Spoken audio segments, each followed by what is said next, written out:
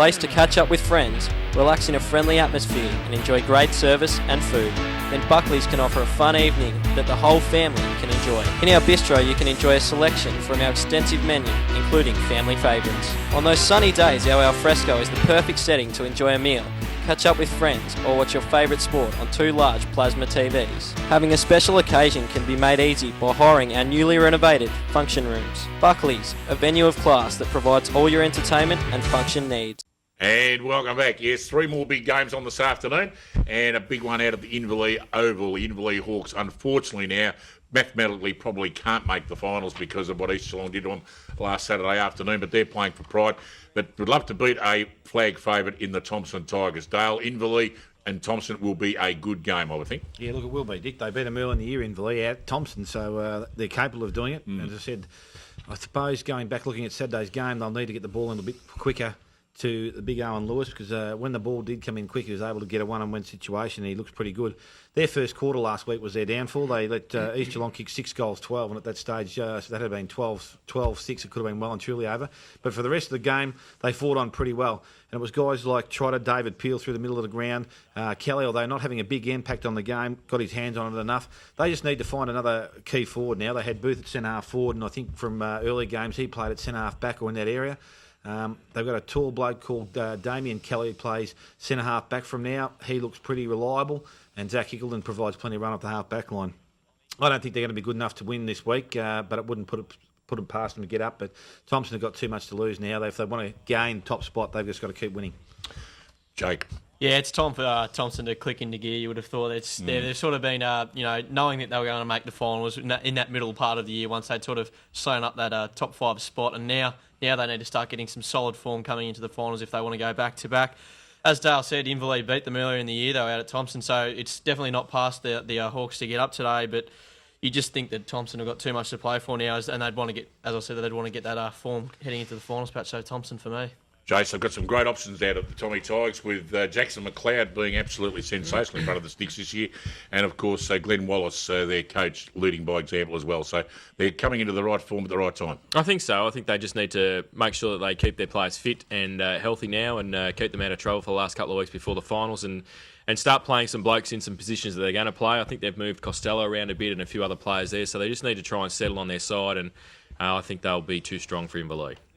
The game on this afternoon out at the Devils Playground, the Cryer Devils playing for a bit of pride at the moment too, but once again to actually knock off a side that's going to play a big part of the finals this year, the East Geelong Eagles. And I guess Cryer have got to stop that Scroblack man, Dale. Yeah, look, he didn't have a big impact on the game last week, but the bloke on the screen there at the moment, Dean O'Hara, his first half of football was sensational, along with Ryan Closter. They look pretty good, and they've just got a balance right through their side now. Their defence holds up pretty well. Primkes plays well. So it's going to be a pretty dour day for Karaya. I just can't see them having anywhere enough presence on the ground to even trouble Geelong, and I would expect this to be a big margin like it was last week against Belpost Hill.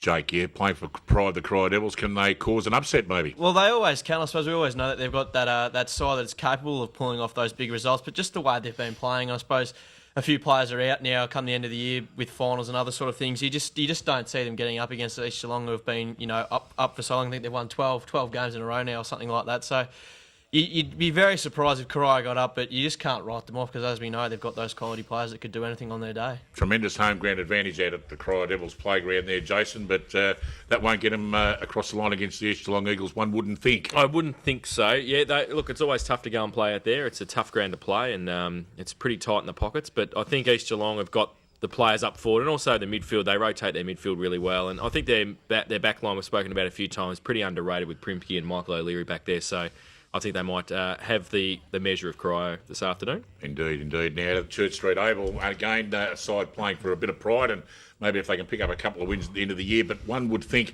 against the Belpost Hill Panthers, that might be a bit hard this week, Dale. Yeah, mate, I don't think they've had 3 or 4 players out. I don't think it'd be any great concern to Belpost Hill. I still think probably they are the smoky to win the flag this year. I just think if they get their best side on the ground, they are a real chance to take it to them because they play pretty well. They don't panic under any situation. They'll win easily.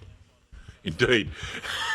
He wasn't even listening to you. No idea what we're laughing at then. But Jake, Geelong West probably, would love to see them play well, but they will struggle against the Panthers. Yeah, you've summed that up pretty well there. You'd think Belpo still had been by a significant margin with the way both sides have been playing and with finals around the corner for the Panthers. Unbelievable. And now, Jason, I want you to speak another 5 minutes on this game if you can. We've got plenty of time. No, I'm only kidding. Belpo still easily? I think so. Thank you very much. Do you want more? That's great. We can stretch things out. That's fantastic. We'll take care of the round of matches on this afternoon. Now, we've got a bit of time up our sleeve, which is very unusual, but it was the result of a production meeting earlier in the show when Jason suggested we do exactly the opposite of what I thought, which is a good idea now, on reflection. And we'll just, coming up in a couple of weeks' time, of course, is the coveted Whitley medalist, not the Margaret Webb medal that I might have said a couple of years ago. It is the Whitley medalist, the Never Whitley medalist, named after, of course, the president of the Geelong District Footy League and legend of the East Geelong Footy Club. And Dale, any thoughts at this stage, with only a couple of weeks to go, who just might be the man to put your money on? Yeah, look, as I said, I've liked the way Martin Curtis has gone about his football for most of the year. Every time we've seen him, he's been pretty well involved, except for a couple of weeks back against Thompson, when I think we spoke about that day, and he was probably troubled to get a kick that day. But he's one of the blokes that I really think will go well. You've probably got to look at a bit of continuity in their football. And I suppose Sean Lewis, again, after having won last year, hasn't been a bad player for Belpo still again this year, and will be under the umpire's eyes, and I would expect him to be another pretty strong poller of votes.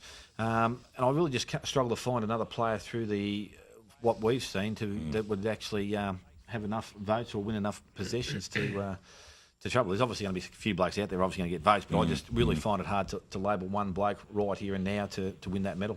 Okay, Jake, any thoughts at all at this stage?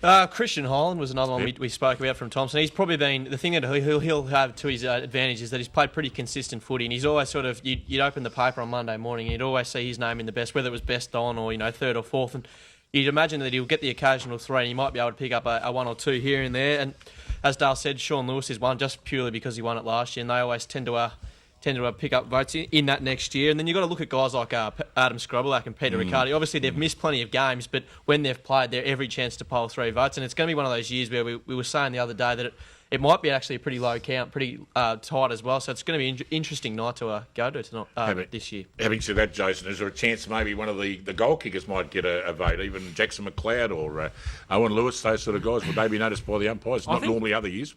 Look, I think Closter might go okay from East Geelong, but then I think Scrobblak and a few others from East Geelong might do him out of some votes. It usually comes from the top 5 or 6 teams. You've got to win enough games to get 3 votes. But having said that, it is probably going to be a pretty low count this year. We've had trouble finding some players to put in the frame for it. I think Christian Holland will go okay. I think Clayton Trotter will go okay because he normally does. Jace Kelly probably, Inverleith probably won enough games, and I wouldn't be surprised that Werribee Centrals might have one up there as well, whether it be Leach or whether it be somebody else. But they sort of fall under the radar a bit, I think. So what about Mark Stewart, another bloke that's well on the umpire's games? And when we saw them early in the year, even though they were beaten pretty badly, he was playing okay. He might be one of those blokes that gets the second vote in every game. I don't know. Yeah. Ricky O'Toole probably had a fair season. Jed Potter probably hasn't the season he had in recent years.